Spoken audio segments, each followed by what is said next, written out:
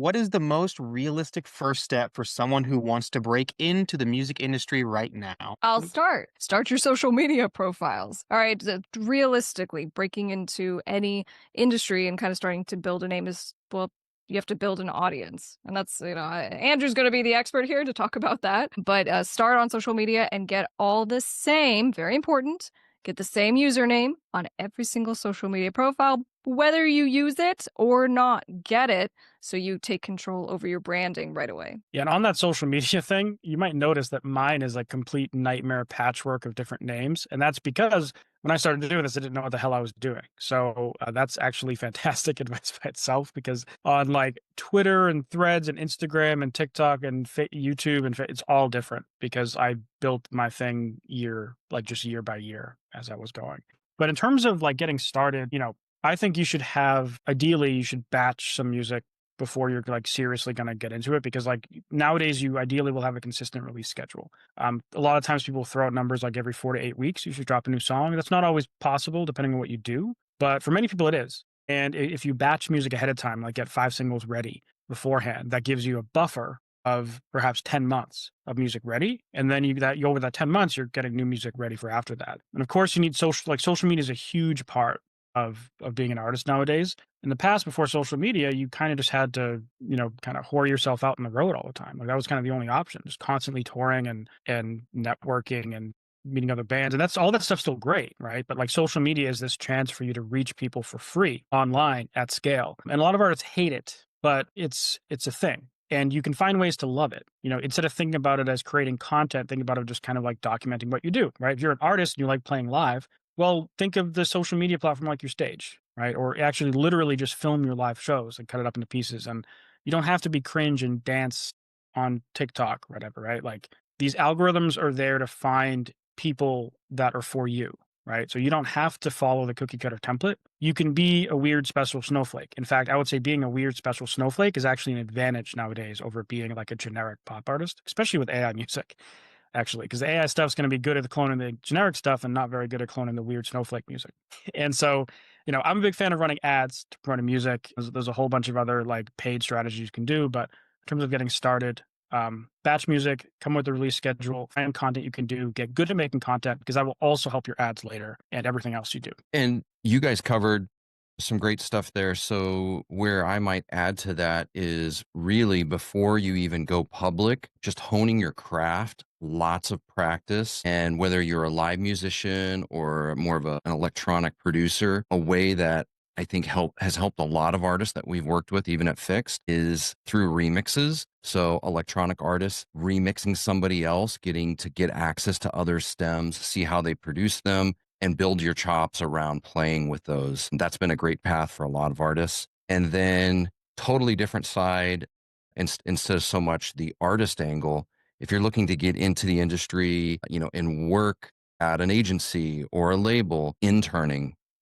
or even volunteering for free. So many people, including myself, that's how I got my start, was just being passionate and offering to help, adding value to somebody that needed help, and then making myself indispensable to where they wanted to hire me. So I think those are paths that can be explored. Totally. I actually have a cool story of someone that I hired like a year and a half, 2 years ago. Hired him, working at my ad agency. And he initially came to me saying he wanted to hire my ad agency and he had this big budget to come with. And I was looking at his ads and I was like, you really don't need us. Like, you're doing great on your own. And so instead I hired him to work for my agency, and he worked with us for 9 months. And over that 9-month period, he grew from like 15,000 or 30,000 monthly listeners to 1,000.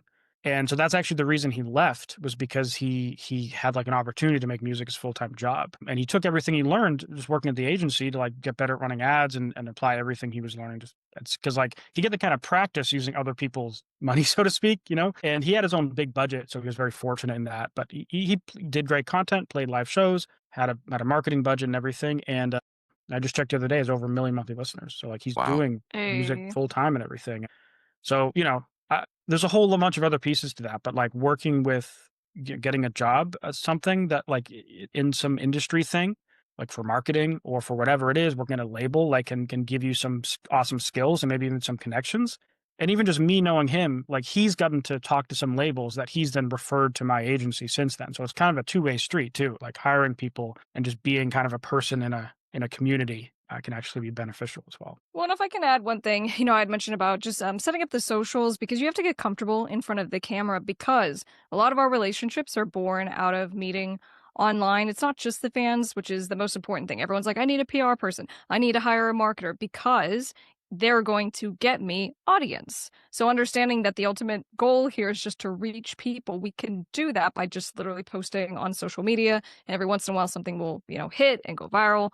But at the end of the day, you also have to think about it as a business card. If I go to James's, Instagram right now, what is he promoting? What were his last few posts? Like all of that is someone is going to make a judgment call on you very quickly based on what your social media looks like because they have nothing else to look at. Even if you have a website, most people still don't really go to websites.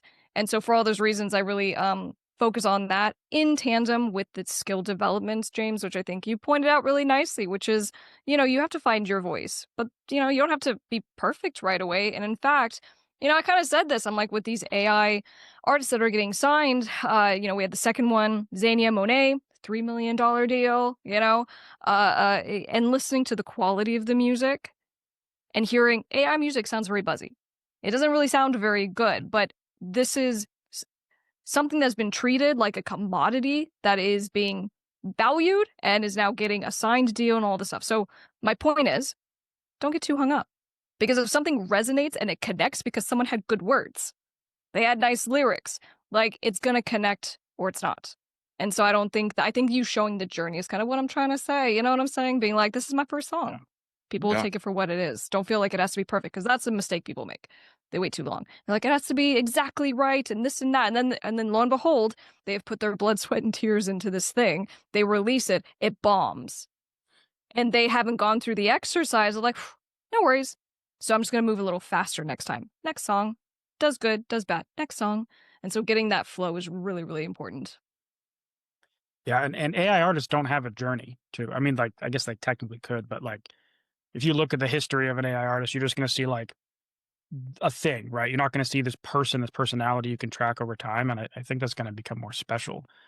If everything's kind of cookie cutter and perfect, and then like you see this like actual real artist, and it's like they're bearing their heart and soul in their social media stuff, and they're showing their journey of like, look how much I sucked 5 years ago. Look how good I am now.